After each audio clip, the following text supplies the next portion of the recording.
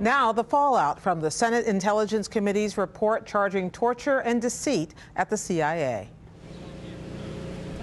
The interrogations described in the Senate report span the globe, from Guantanamo Bay to Afghanistan. Criticism came from around the world today as well. The new Afghan president, Ashraf Ghani, spoke in Kabul. The report is shocking. All accepted principles, human rights, the United States Constitution, and all accepted international norms have been violated by CIA agents and their contractors. In Iran, a Twitter account linked to Supreme Leader Ayatollah Khamenei said Americans have been debased and misguided by their government. China also took the chance to shift the focus to American actions and away from accusations that Beijing routinely tortures political opponents. China opposes torture.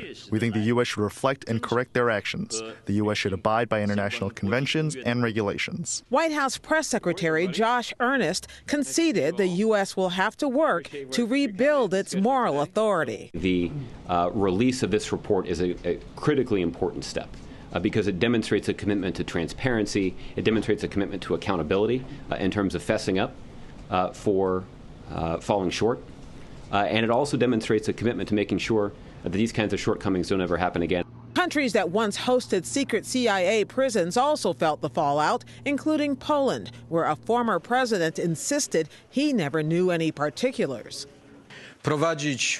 The American side turned to the Polish side with a request to find a quiet place where it could conduct operations to effectively obtain information from persons who were willing to cooperate with the U.S. side.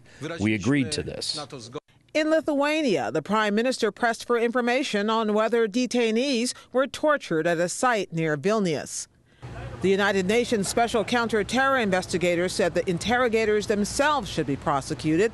And U.S. Senator Mark Udall, the outgoing Democratic senator from Colorado, demanded high-ranking CIA officials be fired. It's bad enough not to prosecute these officials, but to reward or promote them and risk the integrity of the U.S. government to protect them is incomprehensible.